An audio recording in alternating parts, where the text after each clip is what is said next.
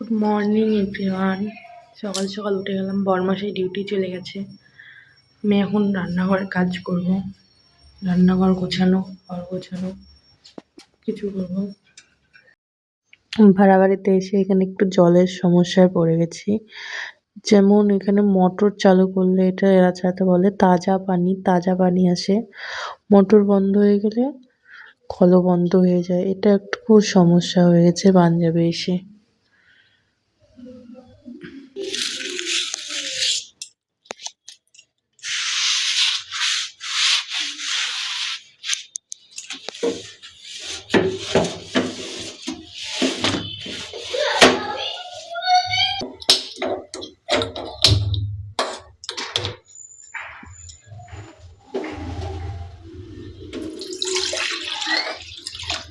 Maggi বানিয়ে নেবো, Maggi খেয়ে যাবে আজকে স্কুলে, ম্যাগির জন্য।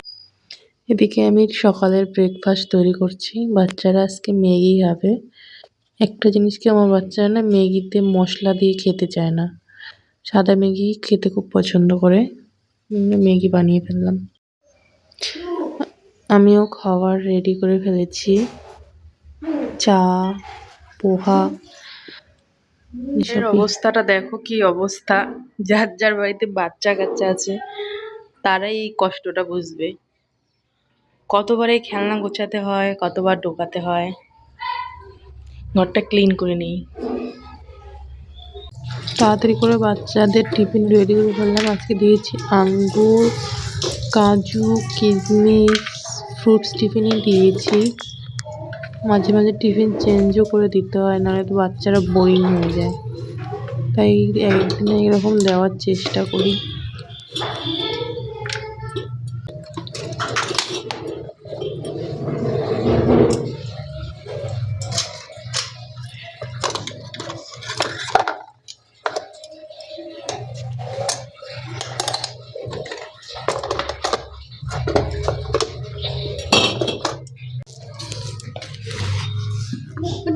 টিভিটা ওদের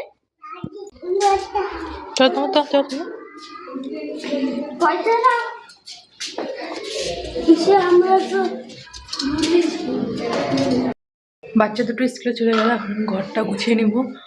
সারা ঘর কি অবস্থা, ঘরের বিছানা সব গুছিয়ে নিব, তারপর আবার সেলাইয়ের কাজে যেতে হবে।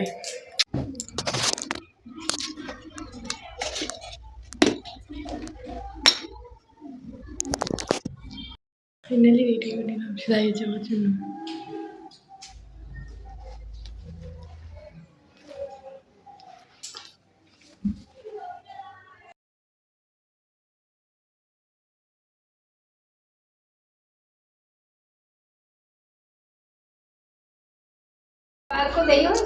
ये सब वीडियो करके मालूम होगा।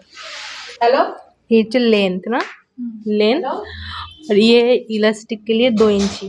हाँ जी, ठीक। শুভ দুপুর বন্ধুরা, বাড়ি থেকে ভিডিওটা স্টার্ট করলাম। সেলাই শিখে চলে এসেছি, রান্নাও হয়ে গেছে প্রায় অর্ধেক। কি রান্না করলাম চলো দেখো। ডিম, মসুর ডাল দিয়ে লাউয়ের সবজি, এটা এখনো হয়নি, হবে।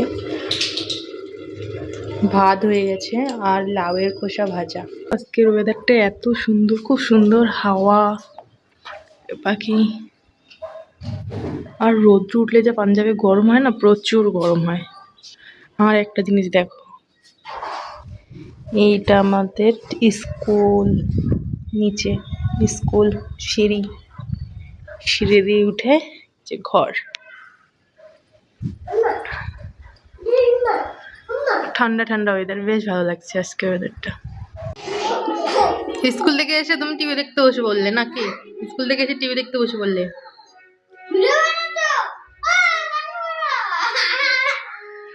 সঙ্গে কথা বলতে বলতে আমার রান্নাও শেষ, এই যে ভাজা হয়ে গেছে, এদিকে লাউয়ের সবজিও হয়ে গেছে।